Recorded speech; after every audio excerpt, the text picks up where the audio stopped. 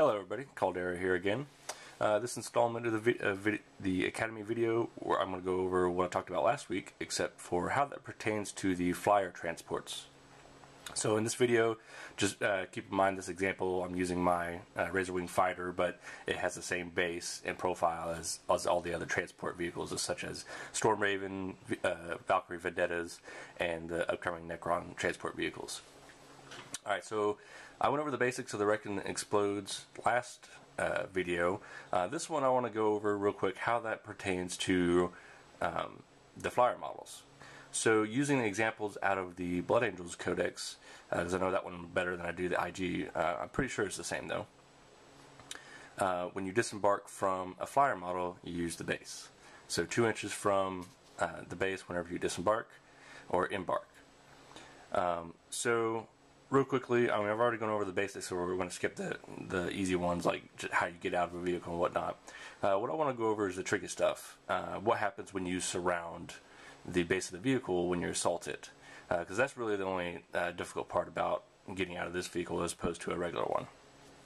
So in this video, just for example, take into account the fact that I've moved and then assaulted, or fleeted and then assaulted, and I had enough movement to get around this entire vehicle. It's not going to happen all the time, but in this example it does.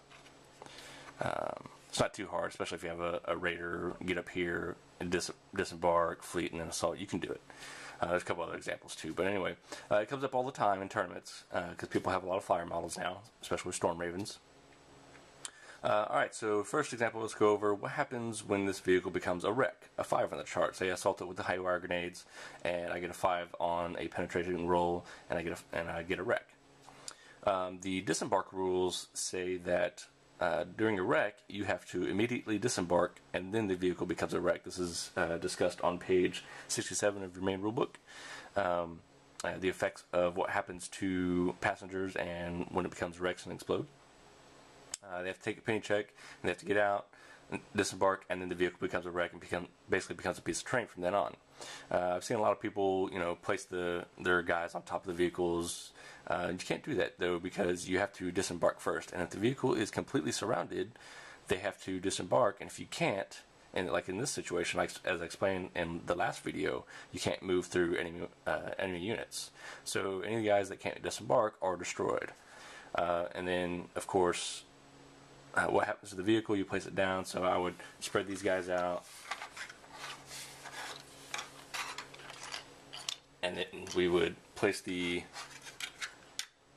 downed vehicle on the board, and it'd be a piece of terrain from then on. It counts as difficult and dangerous terrain. So what happens when it explodes? Well, pretty much exactly like last week when I explained what happens when a vehicle explodes and you surrounded it. This base is very, very similar to a Rhino's. So what that means is you're going to get approximately 2 to 3 models within the crater. So you can use this template, or you can use a cutout if you've got one, or a fancy new laser cutout that we featured on BoLS recently. And you should be able to place 2 to 3 models, infantry models, within that space there, so that you're not within 1 inch of enemy models. That's pretty much it. I just wanted to go over the slightly more complicated version of the flyer model. If you guys got any questions or comments, videos you guys want to see come up, drop a note down at the bottom. Alright, see you guys later.